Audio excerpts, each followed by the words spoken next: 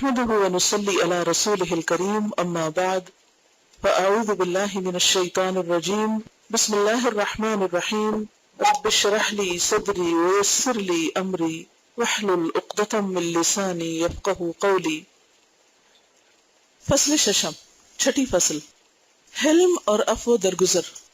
معلوم ہونا چاہیے کہ عفو کا مطلب ہے تمہارا کوئی حق تھا جو تم نے چھوڑ دیا، یعنی تمہارا کوئی حق تھا جو تم نے چھوڑ دیا اور تم نے اس کی طرف سے قصاص یا تاوان خود ادا کر دیا، یعنی بدلہ نہیں لیا بلکہ خود آپ نے دیا کچھ۔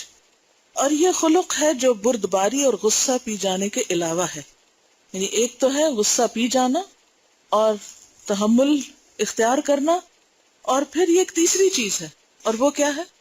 درگزر کرنا، معاف کرنا، عفو سے کام لینا۔ اللہ تعالیٰ نے فرمایا وَالْعَافِينَ عَنِ النَّاسِ، اور لوگوں کو معاف کر دینے والے، اور فرمایا فَمَنْ عَفَا وَأَصْلَحَ فَأَجْرُهُ عَلَى اللَّهِ، جو آدمی معاف کر دے اور درستی کرے یعنی اصلاح کر لے تو اس کا اجر اللہ کے ذمے ہے۔ حدیث میں ہے نبی صلی اللہ علیہ وسلم نے فرمایا صدقہ مال کو کم نہیں کرتا اور معاف کر دینے سے اللہ عزت بڑھاتا ہے، اور جو آدمی اللہ کے لیے تواضع کرے اللہ اسے بلند کرتا ہے، یعنی اس کے درجے ضرور بلند ہوتے ہیں۔ عقبہ بن عامر نے کہا رسول اللہ صلی اللہ علیہ وسلم نے فرمایا اے عقبہ، کیا میں تجھے دنیا اور آخرت کے رہنے والوں کے بہترین اخلاق نہ بتاؤں، یعنی دنیا اور آخرت میں جن کا اخلاق سب سے بلند ہے کیا ان کے بارے میں بتاؤں کہ وہ کیسے لوگ ہیں؟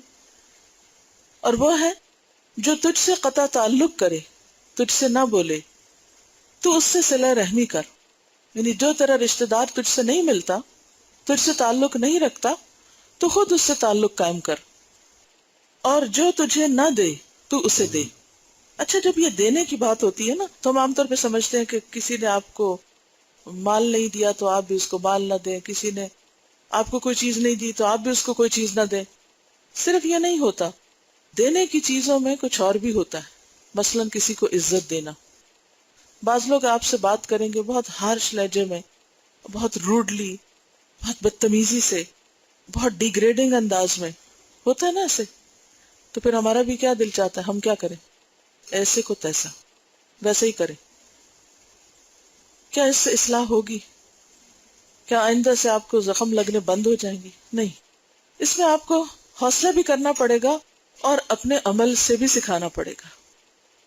جب آپ دوسرے کے رویے کے مقابلے میں اپنا رویہ مسلسل بہتر رکھتے ہیں، کیونکہ آپ کا اب ٹیسٹ ہو رہا ہے، آپ کا امتحان ہو رہا ہے، تو ایسی صورت میں ایک دن دوسرے کا دل بھی پگھلتا ہے اور وہ سوچنے پہ مجبور ہو جاتا ہے کہ بات تو اس طرح بھی ہو سکتی، کام تو اس طرح بھی کہا جا سکتا ہے۔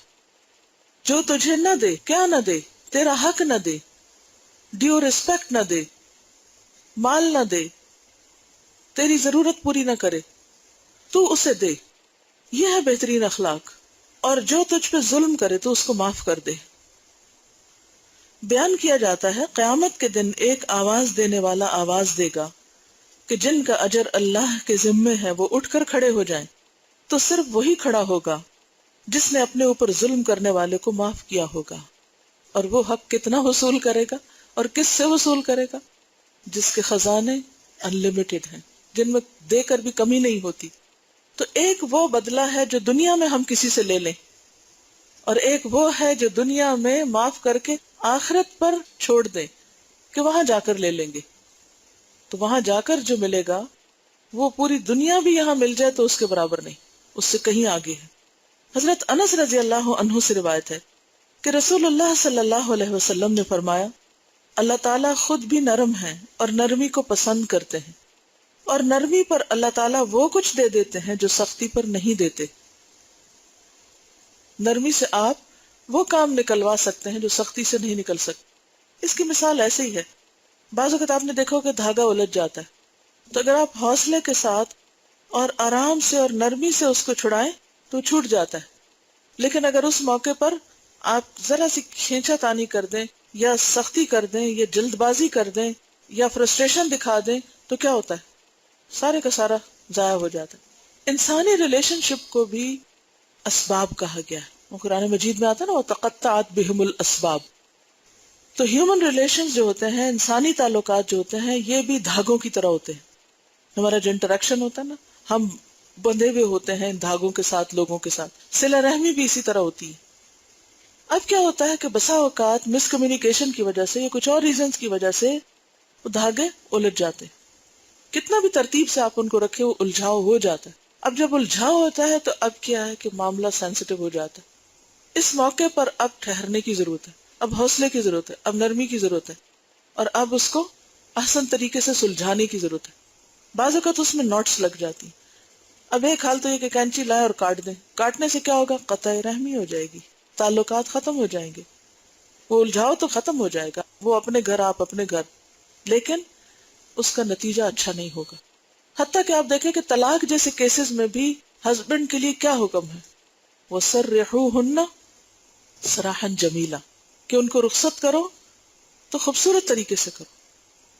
یعنی ایسے تعلقات میں بھی جہاں کہ ایک شدید قسم کی انسان ایموشنل اور اسپرچول اور فزیکل ٹرامے سے گزرتا ہے، وہاں بھی کیا کرو؟ سارے معاملات خوبصورتی کے ساتھ طے کرو، سراہن جمیلہ ہو. تو کہیں بھی تعلقات، خواہ وہ ماں اور بچے کے ہیں، بہن بھائیوں کے ساتھ ہیں، ہسبینڈ وائف کے ہیں، غیروں کے ساتھ ہیں، دوستوں کے ساتھ ہیں، کسی کے ساتھ بھی ہیں، تو ہمیشہ ان تعلقات میں دھاگوں اور رسی کی مثال کو یاد رکھیں. اور ان میں وقتاً فوقتاً آپ نے کبھی دھاگے کا کام کیا ہوگا، سوئی سلائی کا کام کیا ہوگا. اچھا بھلا دھاگا بھی ذرا سا لمبا ہو جائے تو الجھ جاتا ہے، چھوٹا ہو تو مسئلہ کرتا ہے. ایک تو اس کو اعتدال میں رکھنا پڑتا ہے، نہ تو وہ بہت چھوٹا اور نہ ہی وہ اتنا لمبا آپ لے لیں کہ جب وہ سینے لگے تو وہ بیچ بیچ میں الجھنا شروع کر دے. تو نہ ہی تعلقات کسی سے اتنے زیادہ بڑھائیں، اتنے طول دیں کہ وہ الجھاؤ ہی پڑتے چلے جائیں، اور نہ ہی آپ ان کو اتنا چھوٹا کر دیں کہ پاس ہوتے ہوئے بھی آپ جیسے کسی کے کچھ لگتے ہی نہ ہو، ٹوٹلی اگنور کر دیں دوسروں کو. گھر میں رہتے ہوئے بہن بھائی نہ بولیں، ہسبینڈ وائف کئی کئی دن بات نہ کرے تو وہ بھی ٹھیک نہیں. تو اعتدال کیا ہے کہ تعلقات میں بھی اعتدال ہو، اور الجھاؤ ہر صورت میں ہوگا، چھوٹا ہوگا یا بڑا، لیکن الجھاؤ ہوگا. تو الجھاؤ میں سنبھل کے، تحمل سے، نرمی سے اور فراست اور بصیرت سے معاملہ کیا جائے کہ جس سے وہ دھاگے بچ جائیں، وہ تعلقات نہ ٹوٹیں، نہ ختم ہوں. امیر معاویہ کی ایک بات کر رہی ہیں کہ وہ کہتے ہیں کہ میں اپنی رعیت یعنی رعایا کے ساتھ، کیونکہ امیر المومنین تھے تو وہ رعایا کے ساتھ ان کا تعلق کیا تھا، کہتے ہیں کہ میں اس کو رسی سے تشبیہ دیتا ہوں کہ جب وہ کھینچتے ہیں تو میں تھوڑی ڈھیلی چھوڑ دیتا ہوں، اور اسی طرح جب ان کی طرف سے ڈھیلی ہوتی تھوڑی میں کھینچ لیتا ہوں.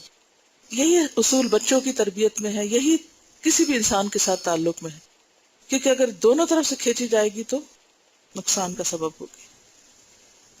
صحیحین میں حضرت عائشہ رضی اللہ تعالی عنہا کی حدیث ہے کہ نبی صلی اللہ علیہ وسلم نے فرمایا، اللہ تعالیٰ تمام کاموں میں نرمی کو پسند کرتے ہیں، اور اس سے بہت سے مسئلے حل ہو جاتے ہیں، بہت سے الجھاؤ ٹھیک ہو جاتے ہیں. بعض اوقات ایسا ہوتا ہے نا کہ گھر کی فضا اتنی مقدر ہو جاتی ہے، انسان سوچتا ہے کہ یہاں تو کبھی مجھے چین مل ہی نہیں سکتا، بہتر ہے کہ میں گھر ہی چھوڑ جاؤں. کئی لوگ ایسے سوچتے ہیں، اس نہج پہ سوچنے لگتے ہیں، لیکن وہ روٹ کاز نہیں دیکھتے کہ وجہ کیا ہے، کیوں ایسے ہو رہا ہے، کیوں اتنی زیادہ بدگمانیاں اور کیوں اتنی زیادہ بدمزگی اور بد اخلاقی اور ایک دوسرے کے ساتھ دلوں کی تنگی. تو اگر غور کریں گے تو آپ کو یہی چیز ملے گی کہ وہاں نرمی نہیں، ہر ایک کے اندر کھچاؤ، ہر ایک کھینچ رہا ہے، ہر ایک اپنی طرف حق کھینچ رہا ہے، ہر ایک اپنے آپ کو جسٹیفائی کر رہا ہے، ہر ایک اپنے آپ کو صحیح کہہ رہا ہے، اور دوسرے کی بات برداشت نہیں ہو رہی، جس کے نتیجے میں دل تنگ ہو جاتے ہیں اور انسان کے لیے کہیں بھی رہنا دوبھر ہو جاتا ہے، خواہ وہ گھر ہو یا کوئی ادارہ ہو یا کوئی بھی جگہ ہو. ایک اور حدیث میں ہے کہ جو نرمی سے محروم ہوا وہ سب بھلائیوں سے محروم ہوا. کتنی بڑی بات، یعنی جسے نرمی کا حصہ نہیں ملا اسے گویا کچھ بھی نہیں ملا، ہر خیر سے محروم ہے وہ. سبحانک اللہم و بحمدک، نشہد ان لا الہ الا انت، نستغفرک و نتوب الیک. السلام علیکم ورحمۃ اللہ وبرکاتہ.